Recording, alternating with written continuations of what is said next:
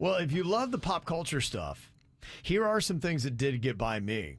I did not know these pop culture facts from the 90s. Tell me if you've heard any of these and be honest.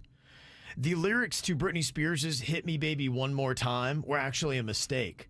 They had Swedish songwriters, a lot of Swedish songwriters in that era. Denny's was just talking about that the other day with the Dirty Pop Netflix special that they have and how they're writing a lot of the boy band stuff as well. Well, there were some things that were lost in translation and things were different. Remember how they had Justin Timberlake sing "It's Gotta Be My" because they wanted him to sound a little bit more aggressive? That's these same Swedish songwriters. And they also thought that the word hit and "Hit Me Baby One More Time" was actually slang for "call me on the phone." They didn't realize that "Hit Me Baby One More Time" in America could have a couple other connotations. So they're trying to say, call me on the phone, baby, one more time, not what you might have thought it was. Like a hit me up on the phone kind of thing. So it was almost a lost in translation. That's how they wound up with "Hit Me Baby One More Time." And they'd already written out the lyric before somebody explained it. Going, that could be taken the wrong way in America. But that's what you got. "Hit Me Baby One More Time." Huh. Did you know that the Spice Girls didn't come up with their own nicknames? I didn't think they wrote anything, Kev. Was it the British press that named them? Yeah, there was a UK magazine editor, Yeah. and he didn't want to put enough time into remembering their real names, so he just called them Scary and Baby and Sporty. And it fit. Yeah. It worked. And that's how they wound up with those nicknames, was because of a lazy journalist. They leaned into it. Did you know that Steve Jobs wanted the iMac to be called MacMan? Oh. Imagine if it would have been called MacMan, and this would have been after the game Pac-Man. So it would have sounded kind of weird. I mean, to imagine today, instead of the iMac, you would be calling your Mac MacMan. Interesting. Uh-huh, yeah. Did you know the Tickle Me Elmo was almost the Tickle Me Taz? As in like the Tasmanian Devil from Looney Tunes? It's not as good. You don't think? No, because Elmo is beloved because he's so sweet.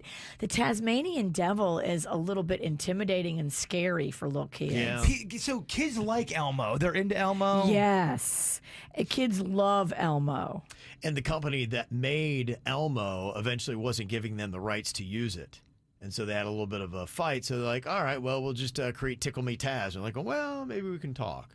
And then they came up with the Tickle Me Elmo doll instead. A couple movie things that I didn't realize happened. In the movie Forrest Gump, that scene of Forrest running across the country, that was paid out of Tom Hanks' own pocket. That I knew.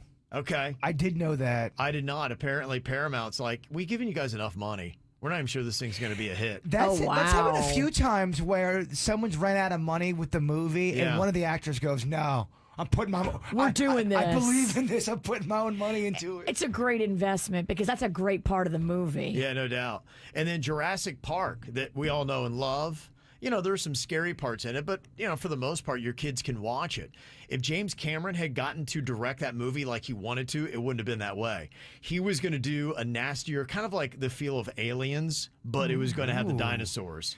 I wouldn't have hated that. Likely would have been R-rated. Gory, and they're just ripping people to shreds. Your kids would have been crying in the corner. It wouldn't have been a kid's movie, and it probably wouldn't be a ride at, Universal? Yeah.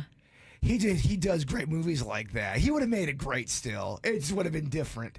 Okay. But because I love the regular Jurassic Park. When I first saw that in the theater, man, did them dinosaurs pop. They do, yeah.